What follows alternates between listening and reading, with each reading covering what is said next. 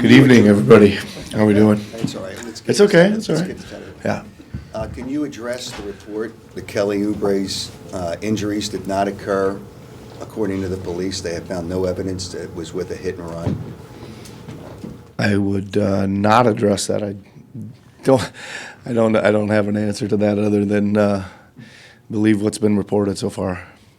Aren't you worried that something serious could have happened if it wasn't a hit and run? And obviously, if it's not the right story, it could be something serious that caused the injury? I just kind of was made aware that people are talking about that. Again, I'm gonna believe Kelly at his word and all that stuff, and focus on this game and handle things as they come. And you talked to him about it, about the report? Have you talked to him since the report? I went to see him yesterday. I did. I went to see him yesterday. He's in good spirits. He worked out again today on the bicycle. So we're just trying to get him back on the court as soon as we can. So you haven't talked to him after the report came out? Just to be clear, the report is not what you're suggesting. The report is that they don't have video evidence of Correct. The way you're positioning is different, though. Okay, but Can I add to what Howard's saying? Annie McCormick from Channel 6, so I cover news mostly. How are you? Good to see you. You too. What we're hearing from sources within the police department is that they think that this might be a situation where what he is reporting happened didn't in fact occur, that his injuries were not sustained from a hit and run. Mm-hmm. Has the team had a conversation with him where he explained in detail what happened? As far as I'm aware, yes. Do you believe him that he was hit by a vehicle? I do. Do you have concerns if members of law enforcement, again, sources telling us that this is not in fact true? Does that concern you as a coach? Well, it would if we get to that point. Listen, I'm like I said before, I'm going to believe Kelly at his word. I don't have any other conversations or anything right now to comment on. I'm concentrating on this game. If some more evidence or anything else comes to light, we'll handle it when it comes to light. We just got word, no Jaylen Brown, no Kristaps Porzingis tonight. How does that change the way that you prepare? Just changes the coaching edit real quick, right? I mean, we had an edit prepared that the guys get ready to watch, and got to try to figure out who we think that brings into play for them a little bit more. And we'll, obviously got to get our guys up to speed on a couple of guys maybe that wouldn't have played the last time we played them. That'll be in the mix tonight, so that's the main thing, yep.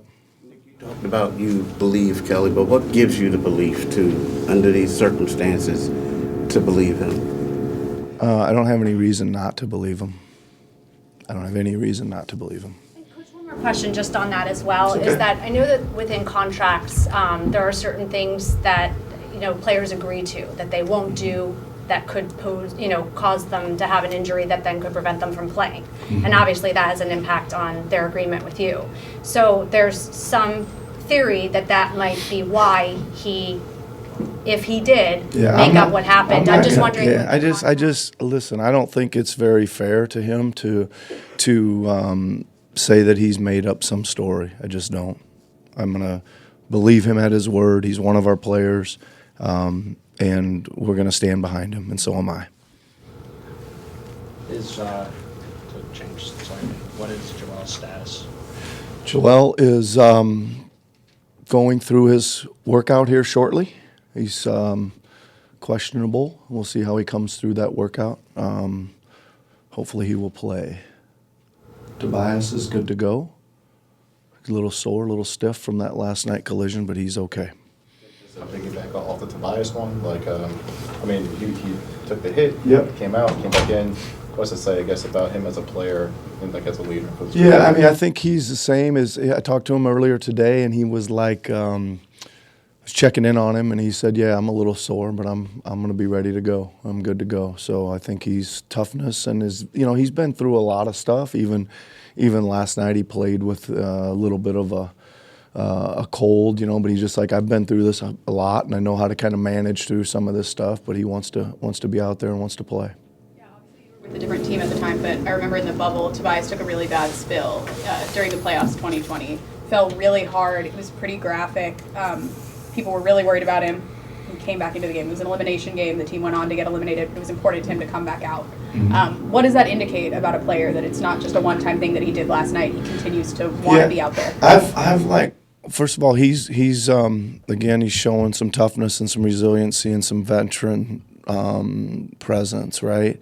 But I've just kind of been impressed overall with just we've taken some shots and some knocks and some things have happened in these games. Like Nick Batum, you probably saw him run off the court with his finger all 6 different directions, ran back in, came back out, taped up. You know, I've been impressed in general with A, the guys' mentality and mindset, and B, our medical guys, you know, kind of taping them up and getting back out there and seeing what they can do, right? They can always, you know, give them another shot to go out there and see how they are. Shows some, I don't know, I like it. Shows something good about both sides of it, yeah. Start Covington again tonight, or go in a different direction with Nick out? We'll start him again tonight. Yeah, we'll start him again tonight.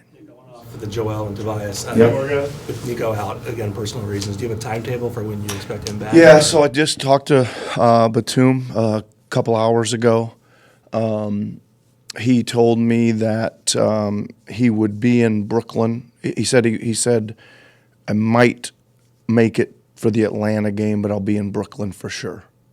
So we'll see how that goes. We should have that more detailed by tomorrow.